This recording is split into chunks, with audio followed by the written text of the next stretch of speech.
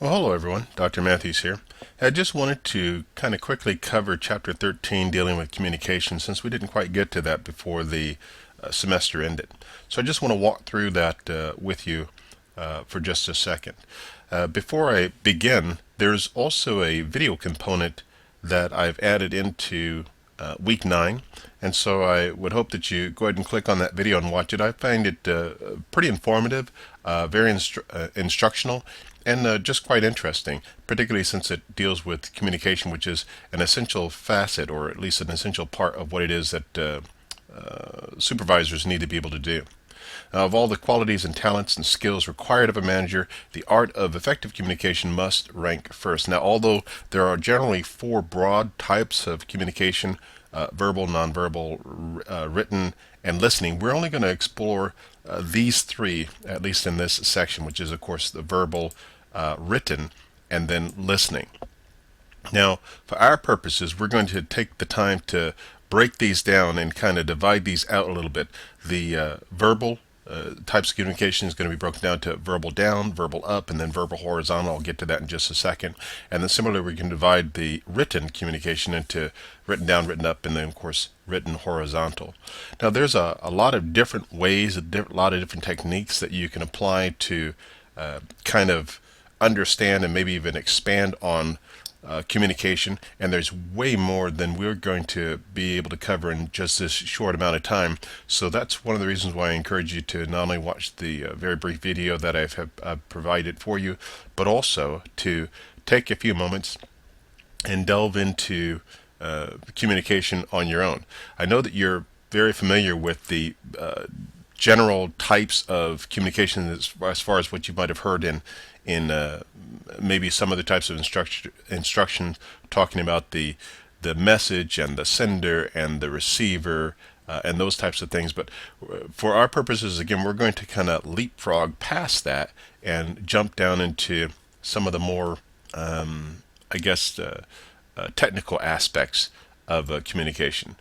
Starting with the verbal down, of course. Traditionally, security organizations generally operate under the close climate of a closed climate of communication. That's to say that most of this is kept in house. It's not publicized. It's not generally made available to folks who are not within the organization itself. And even within the organization, some of that is compartmentalized for some logical, legal, and then practical reasons. So it's easy to visualize using the quasi-military nature of most security forces, as you would see in law enforcement. It's easy to visualize that the captain on the bridge of a Navy vessel shouting directions into the tube and terminates down to the engine room, and everybody complies with those orders. So that's the verbal down. That's the supervisor, the person who's in charge, whomever that might be, actually directing whatever that information might be that you're that is being shared in order to move in this case it was a vessel forward or to move it in the right direction.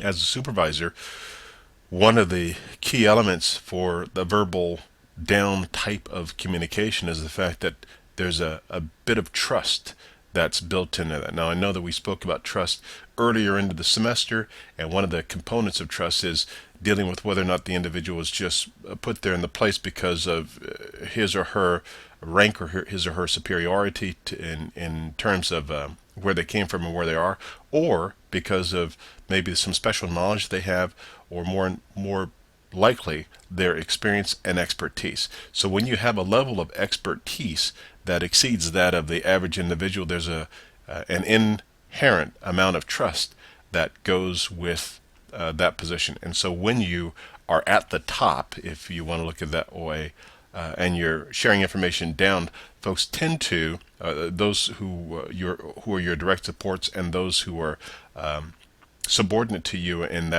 this regard tend to instantly believe what it is that you're saying, and they don't typically question that to any great extent because of the level of trust based on your position and, of course, the expertise that you might have already shown or already shared. So the verbal up obviously is the area that you want to try and get to. In most cases, the organization does not set out to purposefully design a closed climate of communication. It just kind of happens that way. It's created at the top, at the security director manager level, by insensitivity to important communication, including verbal openly communicating with the supervisors. So from that standpoint, there is often this built-in lack of recognition or acknowledgement that the people, the subordinates, those who are direct supports, would have anything of value to add to the information that's already known by the supervisor. Now, this closed-minded type of leadership style, particularly when it deals with communication, can be generated as a result of past failures where the leader had listened to somebody beneath or below or subordinate to them, acted on that information, found the information was not valid, was not credible, was not useful, and in fact may have taken them into a different position, or set them up for failure, or exposed them to some sort of unnecessary or undue and often unexpected scrutiny. Once you've been burned like that as a leader, you tend to really hold the cards closer to your chest. You tend not to rely on the information you're getting from those subordinate to you. Now, there's a lot of different ways, a lot of different reasons that go behind that, and we won't get into those too much. But essentially, at the leadership level, if you don't have another leadership style, then you tend not to listen to those who are around you, because you only go with what the sure bet is. You only go with what has worked in the past. You only stick with those things that you know and you're familiar with and or you're comfortable with. At the end of the day, the bottom line is that you're still the leader, so you're the one who's going to be held responsible and accountable for whatever the actions are. Now, in the field of security, as the supervisor, it's your job, your duty, and your responsibility to make good, sound decisions.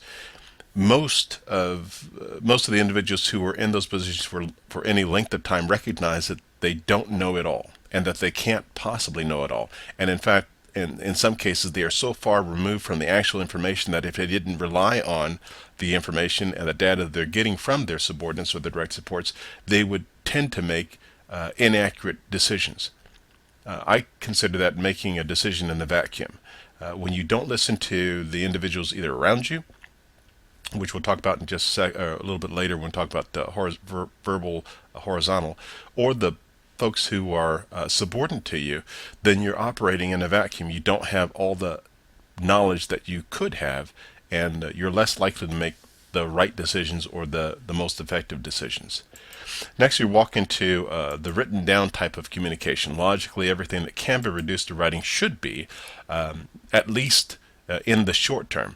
All written material will fall into these three general categories: nice to know, should know, need to know. And one of the key purposes behind having something written down is that you can always easily refer to it. In this case, we could, as an example, refer to the syllabus, and the syllabus explains in some detail what it is we're aiming to do each week. The chapters of the text that you are supposed to have read and had been familiar with prior to class initiating, or if we happen to miss class for some reason, the chapters that you were still responsible for, and the information that was, or the assignments that were planned. The syllabus lays that all out. It's all in writing, and so if there's any question as to what's coming up next, you can always refer to the syllabus. Similarly, using the rubric for grading assignments and for other types of grading purposes, there's no ambivalence there. There's a set requirement that you're expected to adhere to, and everybody knows what all the rules are. So those are some of the valuable reasons and the valuable aspects of having things written down. Writing material, whether it's electronic or in print, should always be standard in some sort of standardized format. Now, that can be a myriad of different ways. You can do bullet points, you can do numbered, you can do a paragraph form, but as long as the way that it is presented is consistent throughout, then it reduces the amount of confusion for the individual who's reading it, and it reduces the amount of confusion for anybody else who's trying to apply those particular aspects of whatever's been written down. There's a reason that we have SOPs, standard operating procedures. It's so that if in the event that somebody new steps into the position, or somebody new steps into the subordinate position, that everybody knows what the requirements are. So you have a standard operating procedures, and those are usually guidelines. Those guidelines are usually key to and focused on the intent. Now, the intent of whatever it is, whether it's showing up on for guard duty, or showing up for patrol duty, or showing up for escort duty in a particular manner, wearing particular gear, or having some particular aspects of your uniform or your equipment ready and available. There's a reason for that, and the intent is that you'd be fully prepared and ready to action on whatever the requirements are for that day. For those of you who do work or have worked in an organization where there's a uniform requirement, there's a reason why they require you to, in most cases, tuck in your shirt. Or if you're working at an establishment that requires you to dress up or dress as business casual, there's a reason why they want you to have a collared shirt. If not a shirt and tie or a coat and tie, they want to have this professional demeanor, and they understand that the first impression, in fact, everybody only has one chance to make a first impression, and the first impression is the one that lasts the longest with the customers and with those who are going to be interacting with the individuals, with other individuals. That's why we bother to write these things down. Yes, it does elevate the professionalism of the organization. It does increase or enhance the way an organization appears, and so you elevate the level of credibility, or the expected level of credibility within the organization when you have the material written down. Now, this isn't restricted to just standard operating procedures, but as you can see here, the department handbook or the manual, there are a number of guidelines and procedures that permeate just about any professional organization, and that's done on purpose. As the department grows and specific roles become more specialized, the need to standardize those procedures is more essential, primarily because when you specialize or focus in on particular aspects of procedure of an element or procedure, you sometimes lose track of, or lose focus of, or lose contact with those other surrounding elements, those pieces that tie into them. Unless, of course, you've read the whole thing. If you know what the strategic plan looks like, if you have an idea of what the vision is, then you will again have an idea of how these things tie together. But if you don't, whether that's because you're brand new to the job, or you just have not had time to scope out the entire environment that you're looking at, or the real estate that you're working in, and you are trying to figure out what it is you're supposed to do in this specific instance, maybe you don't have time, or you haven't had the opportunity yet to pick it all up and put it all together, and you just have one small piece of the puzzle. Some ways of overcoming that, or at least minimizing that, is the departmental newsletter, which could be either a paper newsletter. It could also be in electronic format. It might be something relegated to a departmental email that goes out from time to time, or some other mechanism by which these changes or differences or modifications that are made in the standard operating procedure are made known. Oops. Go again. There we go. And then finally, of course, written up. It's critical to recognize the need for employees to communicate upwards, and we've already mentioned that, particularly when we're talking about writing or verbalizing upwards, so that whoever is in charge, whether the supervisor, director, has the the opportunity to experience what's on the mind of the employees. Now, one of the benefits is that you can, instead of making decisions based on a vacuum or making decisions based on just a couple of individual thoughts or your own individual experience, you have now more information that you can use to make those decisions.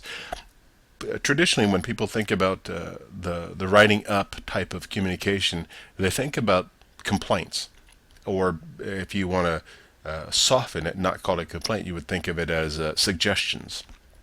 Suggestions that are put into place by individuals, and if you hear a lot of those, certainly there some of that can be a lot of disgruntledness, and perhaps you'd look at it as nothing but negative Nellies who are sharing information with you.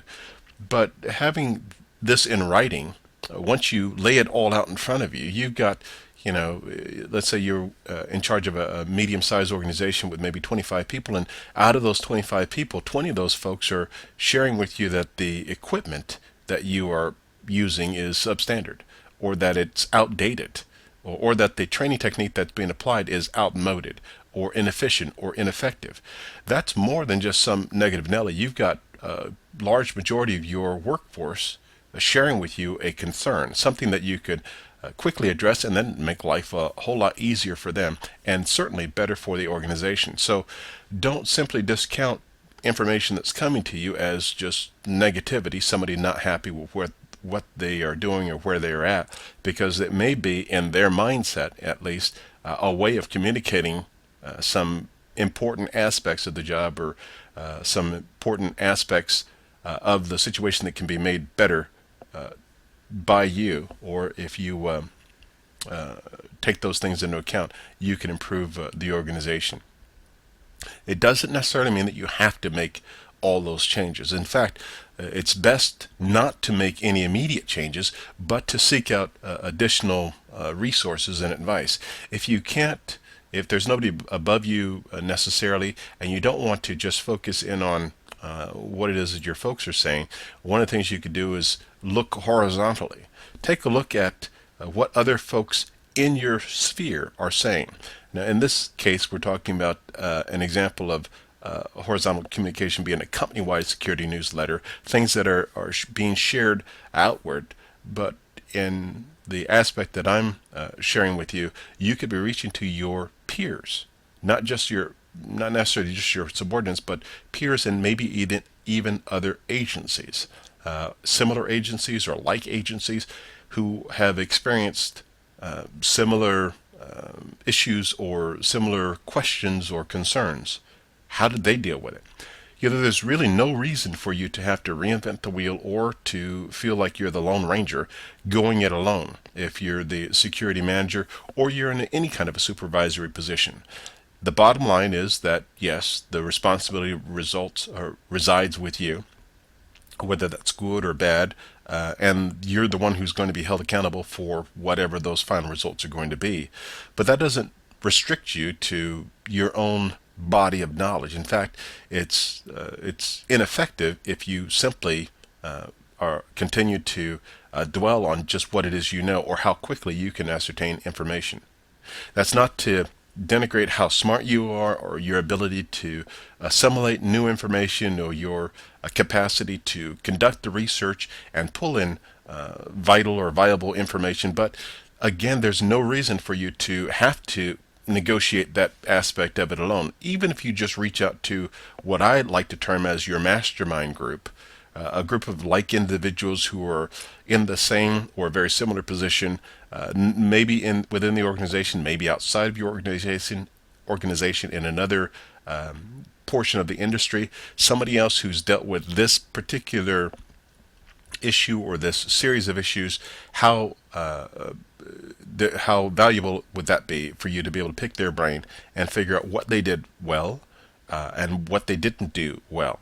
Now, of course, in order for that to happen, you have to have some sort of a professional relationship, and it's more than just networking.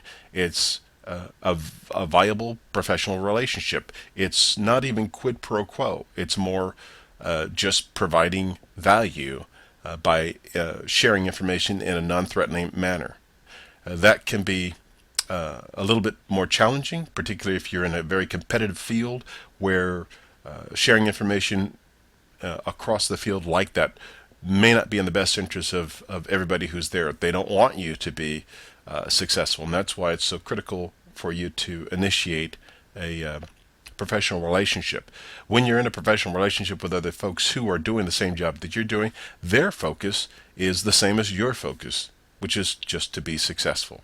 And they can do so without stepping on you or without setting you up for freaking failure or without denigrating what it is you're doing. Let's go back to the verbal communication. We're talking about verbal communication horizontal. There's two types, and we kind of covered that with the writing a little bit. Interdepartmental, which is your security personnel only, and then of course communication with other departments within the organization or within the company. That type of verbal communication is a back and forth, and it may not be something that ever gets codified or written down, but it may be extremely valuable to you, the new supervisor, or even for you, the experienced supervisor, experiencing new conditions or new employees trying to bring this new employee group online. Action, just for the sake of clarifying this type of information, is that if management is sincere, and that's kind of important. If the management is sincere in wanting the suggestions for employees about running or security or department, it stands reason that some of their ideas are going to have merit. But there's a big difference between putting the ask out there, asking for suggestions, and actually listening to those suggestions and even putting those suggestions into place. Listening is a skill that every supervisor manager should understand, and in this case they must understand if they're going to be successful. And of course it's a vital element of communication. Those in management have to sometimes train themselves to listen to their subordinates or those who are subordinate to them, whether they are the direct supports, and even whether or not they've already provided information that hasn't been fruitful before. You still can't shut them down or shut them out, because it only takes one time for them to provide you one small sniglet of information that could be vital to the success of your organization.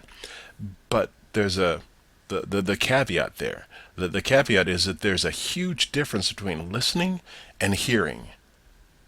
I know there's a misspelling there, but that's okay. There's a huge difference between listening and hearing. Folks who simply listen without actually hearing and engaging in that information, it's like skipping a stone. You toss a stone into the water at an angle and it's just going to skip across. It makes very little difference to the water itself. It's just a small ripple. Whereas if you were actually engaged in hearing what it is that's being said, you have a more deep understanding, or at least a more deep interest in what's being said. And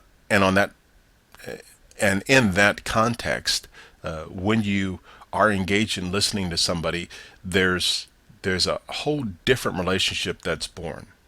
Now, one last caveat that I wanted to add in, which is something I've recently come across, is dealing with the whole listening aspect of it. There's some things that people do traditionally now, at least particularly with the digital natives, and I'll cover that in another time, but those folks who were born after 1980 and have only known digital technology, mobile technology, there's an aspect of what it is that they do that is somewhat off-putting, but you do it all the time and you don't even recognize it. And when I say all the time, I don't mean that constantly, but you do it consistently. And that might be when you're talking to somebody, you look at your phone or your mobile device, and almost exclusively it's your phone. Now, I realize that many people do believe that, hey, I can look at my phone and listen to you at the same time. In fact, I've had that conversation with several people who talk about when they're watching television, they have their iPad there and they're looking stuff up and they're watching television at the same time. I don't think that like here, you're not really engaged. You're listening, but you're not hearing. And when you just put your phone away, if you don't look at it, if you don't glance at it, if you don't pick it up, even if you're just looking at the time or you just got this text in, when you're having this conversation with people and you've given yourself permission to have this mobile phone curfew, if you will, even for just that slight time that you have this kind of communication, you will be amazed at the change and at the difference that occurs just between you engaging with somebody. You're looking them in the face, you're looking them in the eye, you're actually talking to them and listening to what they have to say, and you're not just waiting for them to finish so that you can jump in whatever it is you want to say. You're actually listening and engaging. I promise you, if you will practice just that one aspect of communication, your amount of communication, the richness in your relationship is going to expand exponentially. I know that I try and make it a point to set my phone aside and not look at it or not glance at it. And if I know I'm going into a conversation with somebody, I'll turn it to quiet. And whenever possible, now I take it off. I'll put it in my pocket. I'll put it away. I'll set it aside so that that's not even a potential distractor. Now, I realize that that's not something that comes naturally to many folks, and that it's a purposeful, intentional gesture on your part not to look at the phone while somebody else is speaking, while somebody else is speaking to you, or while somebody else is presenting, or while you're supposed to be otherwise engaged in a conversation. In classes for the instructor, I know that there are some who go in some degrees way over the top, banning any sort of mobile device use in the classroom, and so they avoid all of that. The challenge there is that, sure, you've forced the student or compelled the student to put away their mobile device, but are they actually engaged in listening to you, or are they merely waiting for you to finish saying whatever you're saying, finish doing whatever it is you're doing, and then they're just looking for that time to end so they can get back to what they want to do? For me, from the instructor point of view, that's quite evident when I'm perhaps in the midst of a discussion and I see students looking back at the clock to determine what time is it, how much time is left, how much time do we have to listen to this discussion, or how much time do we have left to listen to or participate in this activity. It can be quite off-putting, and in some cases it's just unnecessarily rude. It's almost as rude as folks who are playing on their cell phone, or if not playing, interacting with others in Facebook or tweeting and whatnot.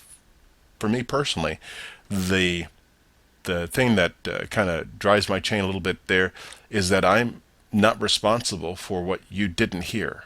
I'm not responsible for the information you didn't get. And so if you didn't catch some information that was being put out there because you were otherwise occupied or distracted with your mobile device or some other activity, that's not my fault.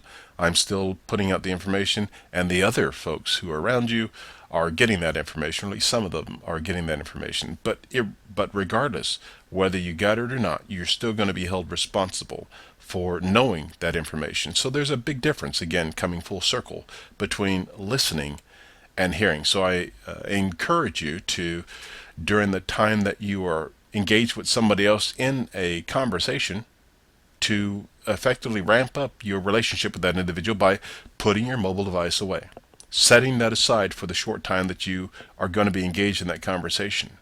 And if you're in class, whatever the class might be, I promise you that in the 50 minutes or in the 75 minutes of that class time period, nothing significant is going to take place that's going to require your immediate attention. And by simply putting those mobile devices away or paying attention to what's going on and actually hearing and being engaged with the conversation there, you will ramp up your ability to be successful in that class as well as you would in life. Okay, well, that's it for this this segment, this chapter 13, I wanted to make sure that I covered that and that you got the information you should have gotten, because some of that information is going to be reflected in an upcoming quiz as well as the exam. Well, that's all I have for you. Thanks a lot. I appreciate your time and your attention, and I hope that you have a great rest of the day.